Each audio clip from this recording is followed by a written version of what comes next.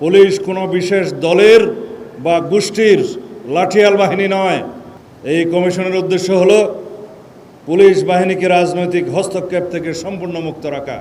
British আমলের সেকেলে police আইন পরিবর্তন করে সময় উপযোগী এবং জনবান্ধব আইন প্রণয়ন করা। আগের ঐতিহ্যমণ্ডিত যে কোনো একটি পোশাক বাংলাদেশ পুলিশ বাহিনী পায়, সেজন্য সরকারের সর্বোচ্চ মহলে আমরা আলোচনা করে একটি সিদ্ধান্ত দেব ইনশাআল্লাহ। বর্তমান সরকার বিশ্বাস করে পুলিশ কোনো বিশেষ দলের বা গোষ্ঠীর লাঠিয়াল বাহিনী নয়, বরং পুলিশ হবে জনগণের অকৃত্রিম বন্ধু। আমাদের নির্বাচনী ইশতেহারে আমরা দ্ব্যর্থহীনভাবে ঘোষণা করেছি জননিরাপত্তা নিশ্চিত করা এবং পুলিশ বাহিনীকে দলীয় প্রভাবমুক্ত করে একটি আধুনিক, সেবাধর্মী ও মানবিক সংস্থায় রূপান্তর করাই আমাদের মূল লক্ষ্য। 200-র বেশি সার্ভিস ও ফিচারে লেনদেনের সব বিকাশ অ্যাপে সম্ভব।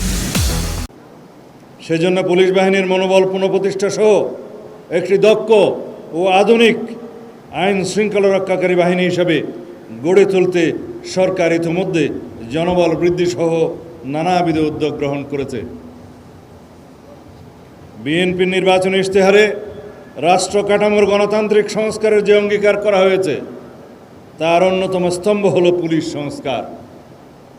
আমরা দায়িত্বে আসার পর থেকেই একটি স্বাধীন ও শক্তিশালী পুলিশ সংস্কার কমিশন গঠনের বিষয়ে কাজ করছি।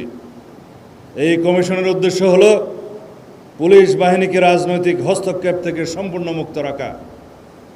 নিয়োগ, বদলি ও পদোন্নতির ক্ষেত্রে মেধা ও জ্যেষ্ঠতাকে একমাত্র মানদণ্ড হিসেবে প্রতিষ্ঠা করা। ব্রিটিশ আমলের সেকেলে পুলিশ আইন পরিবর্তন করে সময় উপযোগী এবং জনবান্ধব আইন প্রণয়ন করা। আমরা চাই এমন এক পুলিশ বাহিনী যারা ক্ষমতার অপব্যবহার করবে না, বরং অপরাধীর মনে ভয় আর নিরপরাধীর মনে প্রশান্তি যোগাবে।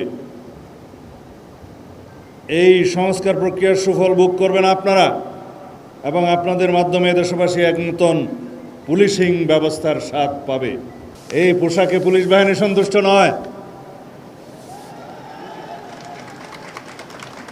সুতরাং